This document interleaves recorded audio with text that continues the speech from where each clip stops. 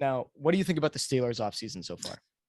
So the Steelers, I was actually very pleasantly surprised because last year it was not pretty. Like, I enjoyed it, but they were not a good team. They got a lot of close wins. Ben Roethlisberger was the worst quarterback in the NFL, and they're historically don't make any moves in free agency. But they've made a ton of good deals. Mitch Trubisky, I don't like him. He's not a good quarterback.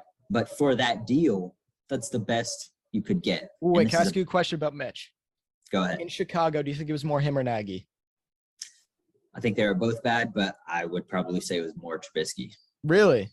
Because even his good 2018 season, it was a lot scheme, and he had a lot of like dropped interceptions that helped his stats look better. I think he can be revitalized maybe in a good system where he can use his mobility. With the Matt Canada offense, I'm really intrigued to see, because we didn't really get to see it last year because Big Ben could not move whatsoever. Matt Canada likes a lot of play action, a lot of rollouts, a lot of stuff like that. So it'll be interesting with a mobile quarterback. And it's a 2-year, $14 million deal. They're not committing to anything. Yeah. And people were looking at the original deal that was laid out there, which had a lot of incentives. But if he hits those incentives, that means he's playing really well, and the Steelers are in a great spot. So it's a great deal. You can get a quarterback in this draft if you really love Malik Willis or whatnot. Yeah, who are you looking towards? Do you want them to draft a quarterback? I'm still torn because I haven't done a full study, but I like what I've seen of Malik Willis so far. But it's also not a great class, so I wouldn't mind going through this year with Trubisky and then trying again next year. Yeah. Now, can I just say something real quick about Mitch? My favorite thing about the Mitch signing is the NFL posting about it and literally calling him the MVP on Instagram. That was my favorite thing ever. The fact that they actually talked about that joke. But I can't believe how far that's gone. Like, everybody's fully bought into that. Yeah. Well, because, I mean, he played trash in that playoff game. And then all these, like, people who were like, oh, okay, the NFL on Nickelodeon's a joke. Let's just vote Mitch Trubisky. It happened. And now I think it makes sense it's gone this far. I'm here for it, which I'm also here for a lot of the other Steelers signings. Oh, yeah. They brought in James Daniels from the Bears. He's a great young guard, and he's already proven himself a lot the past 4 years. Yeah. And it's another cheap deal, which I'm all here for. And the Steelers had probably a bottom 3 offensive line in the NFL last year.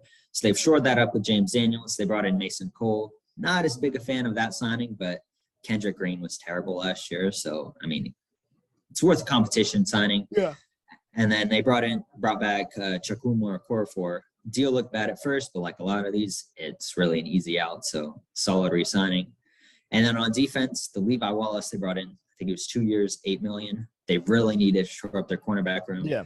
They brought in him. They re-signed Akella Weatherspoon. So if they don't go quarterback in the first round, they should probably go for a corner.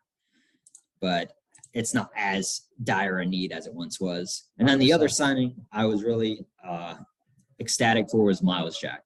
Sure, he was terrible last year, but I mean, how seriously can you take anything from that Jacksonville team? He has a lot of potential, and in this Steelers defense, and they brought in Brian Flores, they could revitalize his career. Flores, that's going to help a lot. But do you think that Miles Jack is the best signing you guys had? Yeah, I would say so. I saw someone on Twitter say that he was their best free agent signing since James Ferrier back in the day. I don't know if I'd go that far, but I think it's my favorite from this class, at least for what the deal is worth. James Daniels is probably going to be. Didn't you guys sign Joe Hayden? See, that's why I said I wouldn't go that far. I mean, maybe technically he's not counting him as a free agent since he was cut in training camp and they brought him in right before the season, but I would say Joe Hayden was better than. But now I want to get into some other teams like the Bills and the Broncos. I don't like the Bills, as you could tell, because I'm a Pats fan. So Von Miller going there. Happy it was a hefty contract that could screw them over when he's a lot older. But the Von Miller signing is great for them. I mean, he's one of the best defensive players in the league, although he's falling off a little bit, but that's just because of age. He's still a great player. Did really well for the Rams down the stretch and in the playoffs, but I want to see what he can do for the Bills at this age. How old is he now? He's going to be 33 in like a week. Yeah, and then he signed for a 6-year deal. So it's basically, I think it's basically 4 years because I think the first 4 years are front loaded. So basically 4 to 6 years, depending on what they want to do with him after that. But I'm scared for that, honestly, because if we don't bring back Kent Brown and we just have Isaiah Wynn, who's very injury prone, I mean, he's going to bundle Mac Jones. There's no doubt about that. And speaking of offensive linemen, they also brought in Roger Saffle, the really underrated signing. I mean, he's a very serviceable starting guard. And I think that's overall one of the better signings considering the length, money, and fit for the team. Because, I mean, they need a little bit of offensive line help up front. So I think Saffle really fills in that hole. And one that confused me but also makes sense is OJ Howard. I don't know your thoughts about this, but I like Dawson Knox a lot. What do you think about Dawson Knox? Yeah, he's probably a top 10 tight end. He's really got that great chemistry with Josh Allen. But yeah, especially in the red zone. I really like this OJ Howard signing because it's very cheap. He's a very talented player, just hasn't been able to put it all together. Yeah. And it's another one where it's just worth a flyer. Could be a prove it deal. See if Josh Allen can have another target in there. And yeah, I really like it. All right, fair enough. Well, now we'll go on to the Broncos. They obviously got Randy Gregory and, as we all know, Russell Wilson. Let's start with Randy Gregory. I mean, great signing for them. I mean, well, potentially not, because Gregory's had some personal issues in the past with a substance, let's say, and he's been suspended for it. All reports, it seems he's been clean like the past 2 or so years. From reports, it seems he's really changed. Well, there is one issue. He's in Colorado now, the first state that legalized it. I mean, that could be a good thing. Yeah, I mean, maybe, but we'll see. Anyways, still, as a player, great signing. Maybe a little too much money potentially, but definitely not like an overpay that I would cry about, you know? Right. That's what they had to do to bring him on. Yeah, exactly. If it was any less, he would have just probably resigned with Dallas. Yeah. But now the big one is the Russell Wilson one. This trade, I mentioned it in one of my videos on my page. I can't claim a winner or loser in that trade, because I think it's either a win-win or a lose-lose. I don't think it's a win-lose or a lose-win. You know what I meant? Because it could go really well for the Broncos, but it could also go bad because they lost all of their future plus some young players. Could go well for the Seahawks in their rebuild where they have like 2 first-round picks every year for the next, what was it, 3 years, right? Is it 2 first-round picks? I think it was 2. 2 first-round picks, 2 second-round picks. Either way. Players. Yeah, and Noah Fant, Shelby Harris, and Drew Lock. What was that? No, you got it. I was saying Drew Lock. But it could also screw over the Seahawks because they could just be bad for a while and be stuck in purgatory because they're not like I don't really think they're a good like free agent destination. You know, people don't really. I haven't really seen them sign any big free agents as of late. I mean, people have walked from them if anything. They've brought back a couple guys like Andre Diggs, but they've re-signed a couple guys, but it's harder for them to bring in new people through free agency, in my opinion, at least. So this deal could really go bad for either way. But as for the Broncos specifically, because that's what I want to talk about, this definitely makes them contenders for the next couple of years, at least until Russ's contract runs out, because we don't know what he wants to do after that. Because I mean, he hasn't even played a snap in Denver. We really have no opinion on we have really no idea of what Russ's opinion will be of the Denver Broncos as an organization, as a team, and as a city. So I can't really put him into their future forever right now, but I think there's a big chance he stays there probably. I mean, everyone loves Denver. I mean, smile high, you know, but I think overall the Broncos are definitely contenders this year. I don't think that's an understatement. And then the AFC West as a whole is just scary. You got the Chargers who brought in Khalil Mack, JC Jackson, etc. You have the Chiefs just being the Chiefs.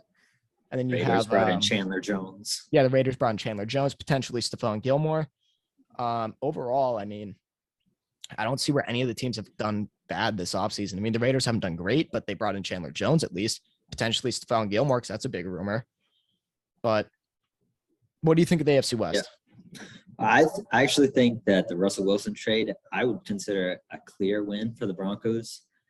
I just think the Seahawks really screwed up the whole situation years ago by not listening to Russell Wilson and mostly siding with Pete Carroll. I think if you had to choose one, you should go with Russell Wilson. 100%. And this deal is really comparable to the Jamal Adams trade, which doesn't make it look good at all. And I think Russell Wilson, the Broncos have really just needed a quarterback.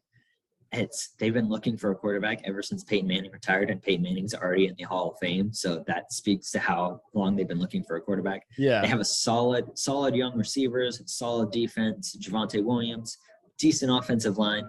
I think they'll be competing in the AFC West. I don't think they should be favorites, but No. I think at least 3 teams should make the playoffs. Yeah. I think that I like Cortland Sutton a lot personally. I think he's definitely the best out of the three or four that they have. They have KJ, they have Tim Patrick, they have Jerry Jeudy, and they have Cortland. So I think Cortland definitely, I think Jeudy probably has the most potential, but he's had some drop issues in the past, as we all know. But he's one of the better route runners I've seen in a while. Yeah, I'm more ready to look past drop issues because they're relatively unstable year to year. Yeah, 100%. And he as we saw with Deontay Johnson. Yeah, he can get open with the best of the best. So with a quarterback like Russell Wilson instead of Drew Lock, I think he might be able to shine. 100%. Yeah, but Cortland Sutton and Jerry Jeudy were heavily underused this year. It was brutal to watch. I mean, for fantasy terms, I drafted Cortland Sutton late in the draft, but he did good 2 weeks. He had over 10 points, I think 0 times in the last half of the season, which I don't know if you play fantasy because I hear you tweeting bad about fantasy a lot. I mean, that's bad. That's like really bad.